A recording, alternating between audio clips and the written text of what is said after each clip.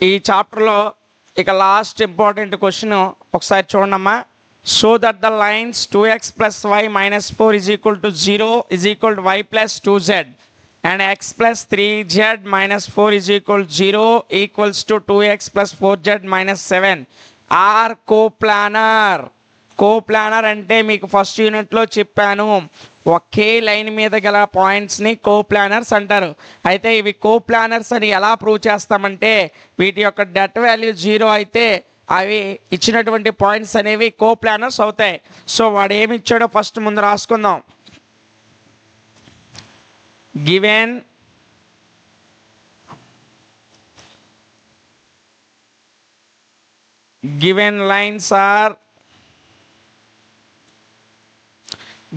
Lines వాడు ఏమి ఇచ్చాడు చూడమ్మా.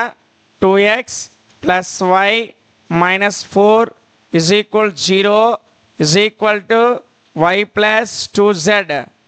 అదేవిధంగా ఇంకేమి ఇచ్చాడు, x plus 3z minus 4 is equal to 0 is equal to 2x plus 4z minus 7.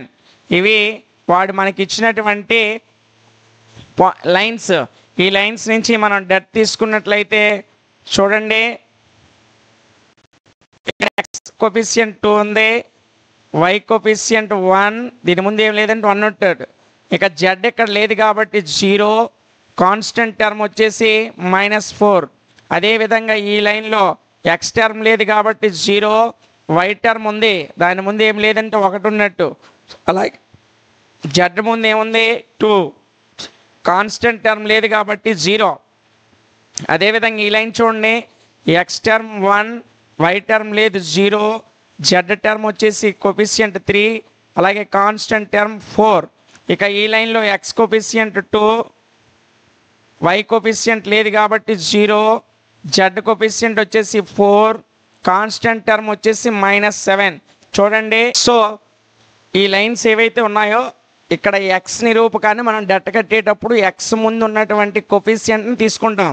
So x coefficient 2, ఇక్కడ y ముందు ఏట్లేదంటే 1 ఉన్నట్టు, సో 1. ఇక్కడ z టర్మ్ అనేది అసలు లేదు కాబట్టి దాని కోఎఫిషియంట్ లేదు కాబట్టి 0, కాన్స్టెంట్ వచ్చేసి 4. అదేవిధంగా మిగతా లైన్స్ యొక్క కోఎఫిషియంట్ని యాజ్ ఇట్ ఈస్గా రాసాం. సో దీనికి డెట్ కట్టాలంటే డెట్ ఎప్పుడు కూడా 3/3 మ్యాట్రిక్స్లో ఉంటుందమ్మా. సో ఏదైనా ఒక లైన్లో ఉన్నటువంటి 3 ఎలిమెంట్స్ని 0 చేసినట్లయితే అది 3/3 మ్యాట్రిక్స్లోకి మారుతుంది. సో దీన్ని నేను ఏం చేయాలనుకున్నానంటే ఇక్కడ ఆల్రెడీ 0 ఉంది కాబట్టి R2 నుంచి R1 తీసేసి అది R2లో సబ్స్టిట్యూట్ చేయాలనుకుంటున్నా. చూడండి,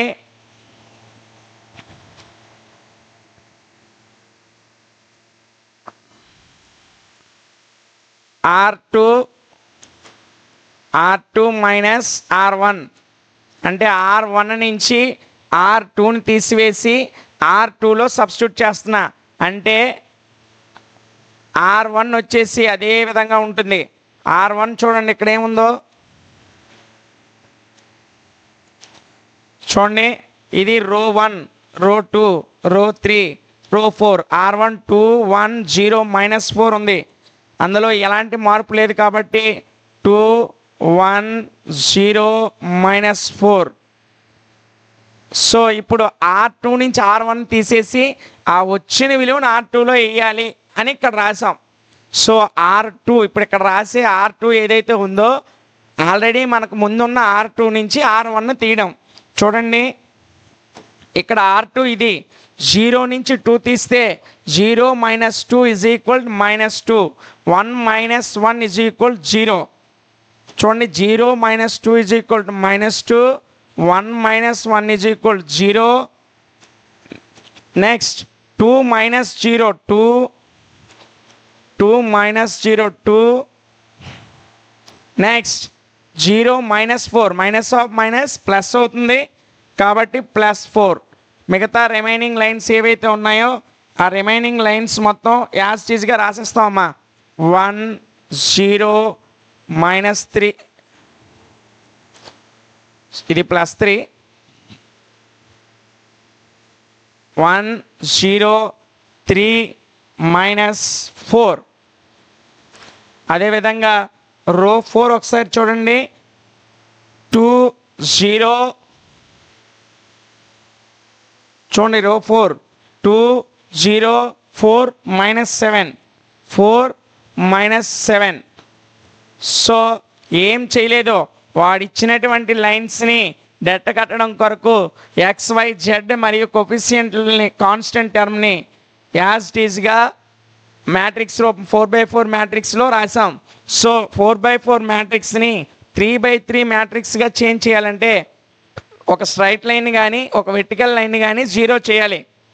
సో నేనేం చేశానంటే మనం తీసుకున్న దాంట్లో R2 నుంచి R1 చేసి ఆ వచ్చిన విలువని R2లో సబ్స్టిట్యూట్ చేసా. ఇదిగో ఈ లైను.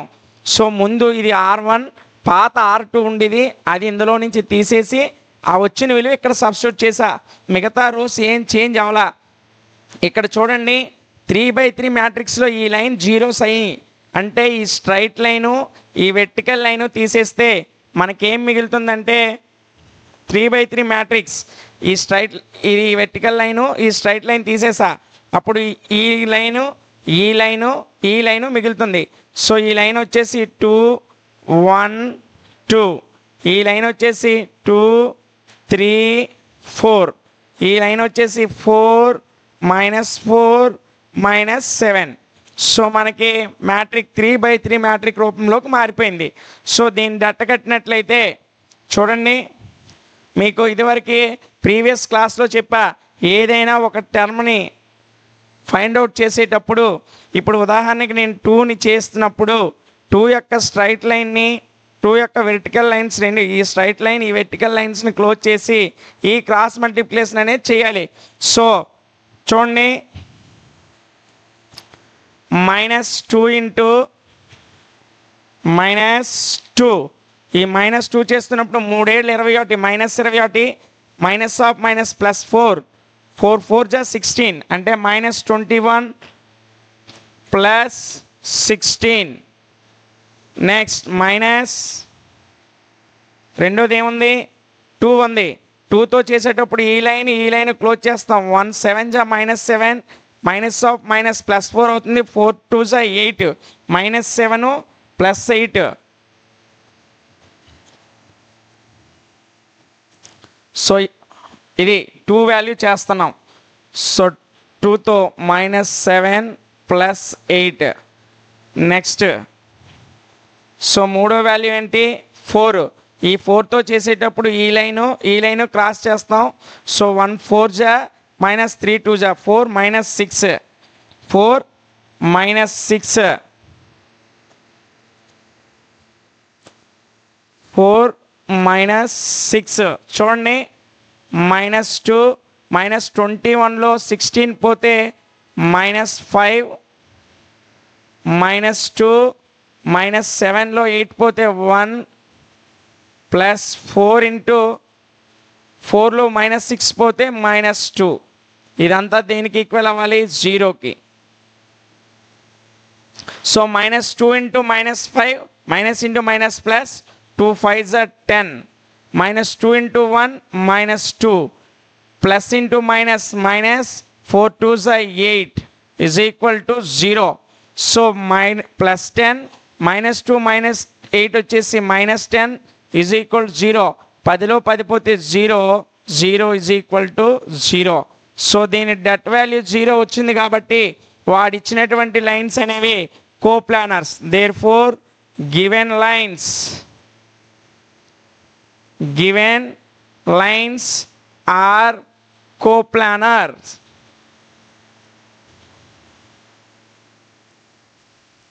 ఇదమ్మా వాడు 4 లైన్స్ ఇచ్చాడు. ఆ 4 లైన్స్ యొక్క కొఫిషియంట్, ఆ 4 లైన్స్లో XYZ కొఫిషియంట్ని కాన్స్టెంట్ని 4x4 మ్యాట్రిక్స్లోకి రాసుకున్నాం. ఆ 4x4 మ్యాట్రిక్స్లో ఒక లైన్ 0 చేసి దాన్ని 3x3 కింద కన్వర్ట్ చేసాం. ఆ 3x3 మ్యాట్రిక్స్ డట్ వాల్యూ కట్టాం. ఆ డట్ వాల్యూ 0 వస్తే అది కోప్లానర్స్ అవుతాయి ఆడిచ్చినటువంటి లైన్స్. సో మనం అన్నిటినీ సాల్వ్ చేసుకొని 0 తీసుకొచ్చాం. దీంతో అవి ఇచ్చినటువంటి లైన్స్ కోప్లానర్స్ అని మనం ప్రూవ్ చేసాం. దీంతో ఈ చాప్టర్లో ఉన్నటువంటి షార్ట్ ఆన్సర్స్ 5 మార్క్స్ క్వశ్చన్స్ అనేవి కంప్లీట్ అయ్యాయి. మిగతావి ఇంకా రిమైనింగ్ ప్రాబ్లమ్స్ ఇదే విధంగా ఉంటాయి, మోడల్ మారదు.